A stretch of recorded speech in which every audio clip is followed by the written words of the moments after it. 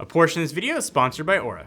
Apple's marketing machine is nuts. I think for a lot of people, they see Tim Cook on stage running through the newest features of the latest phone. You're like, yo, that looks awesome. I need it. I gotta try it. And you buy it, and then you start using the phone.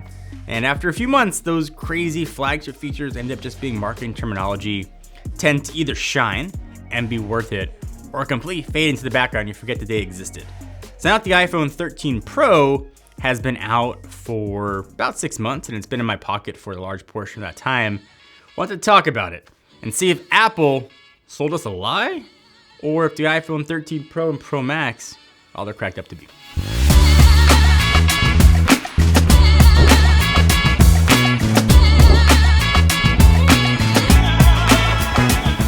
And as I talk about the iPhone 13 Pro here, I'm also talking about the Max. I split my time about 75-25 with the Max over the Pro, but have experience using both. And this is the first year I think you can at least come close to saying the iPhone has a Pro camera system. Even though that term was introduced back with the iPhone 11, it was obviously just for like naming and marketing purposes. So even though the iPhone 13 Pro isn't packing every single feature that other phones might have, and that a lot of Android phones have, I think it meets the Pro name at least better than any other iPhone that came before it, and even as equally as good from the camera department as pretty much any other phone out there.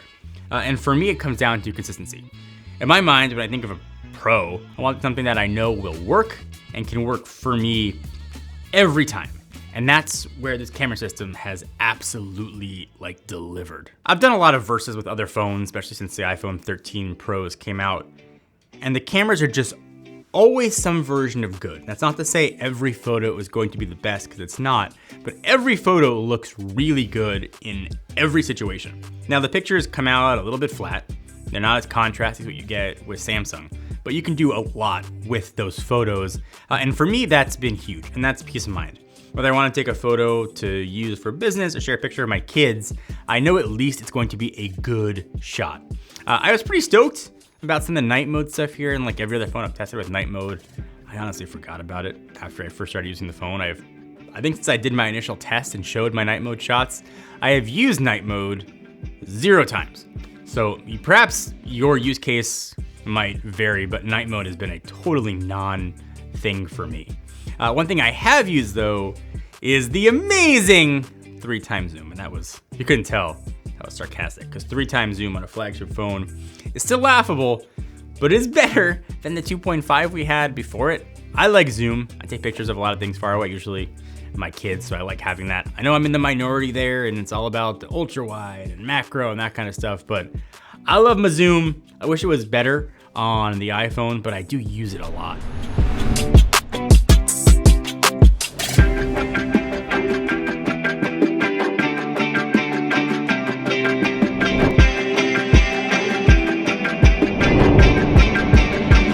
Quality aside, there are some features that I was excited to try when the phone first came out. I think macro mode sticks out the most. Now this is obviously a really cool feature, but how many pictures can I take of leaves? How many pictures can I take of bugs up close?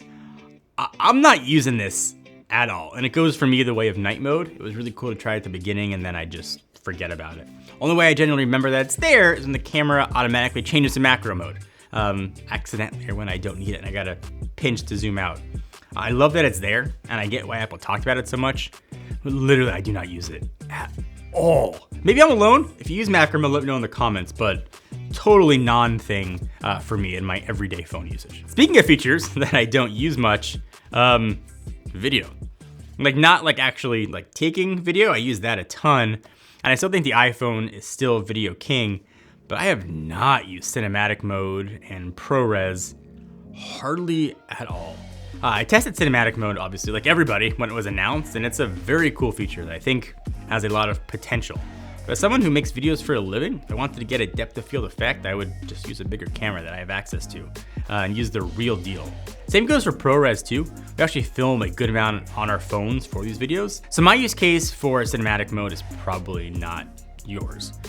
So I think that's one feature that if you take a lot of video with your phone and you want to make cinematic looking video, it's another tool to have. And that's awesome. I don't want to take away from it because I don't use it. I think, again, there's going to be a lot of potential. It's going to be the evolution of sort of what we saw portrait mode be for stills.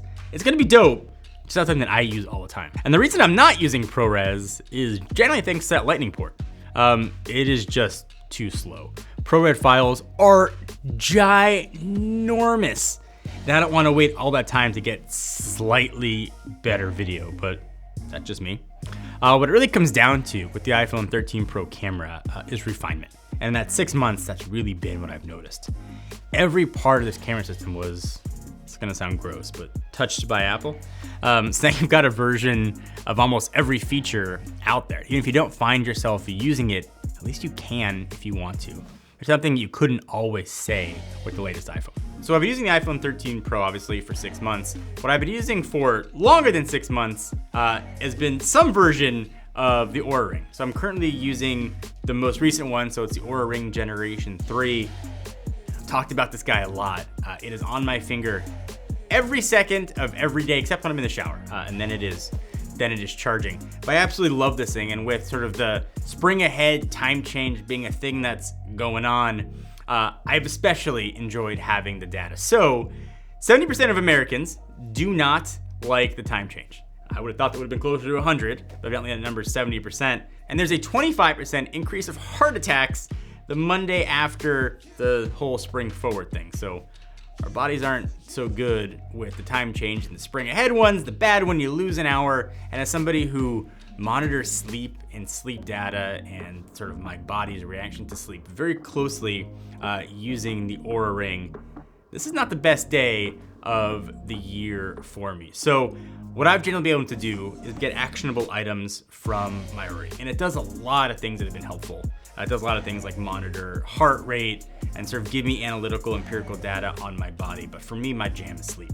And sort of understanding how I slept and what kind of sleep I got and the things I did that impacted that have been incredible. A lot of reasons you could want to get the Oura Ring Generation 3, but if you want to learn more about your body in a package that's really small, I use this just as a wedding ring. You're supposed to wear it on your pointer finger, but I like having it just on my wedding ring.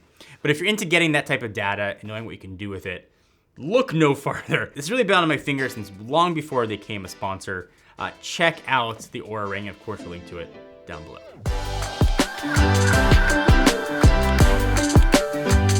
I'm gonna admit it, I've said it in other videos. I am a screen snob. If there's any inherent bias I have when reviewing phones, it's the screens. And for years, I think I, along with a lot of others, have been hoping Apple was going to bestow ProMotion upon the iPhone. It's here, and I'm happy that they listened. It's definitely like a subtle feature, and it's not like one that I think like my parents would notice immediately, but for someone who cares about tech and screens, I see that smoothness, and I love that smoothness. And finally, now I'm switching between other devices and the iPhone, I don't have to be jarred by that janky 60 FPS. And that's awesome to have. But up until a few weeks ago, before I tested the S22 Ultra, I would have said the iPhone 13 Pro is the best screen out there. And while I think Samsung sort of regained that title, this screen is extremely bright, accurate, and smooth.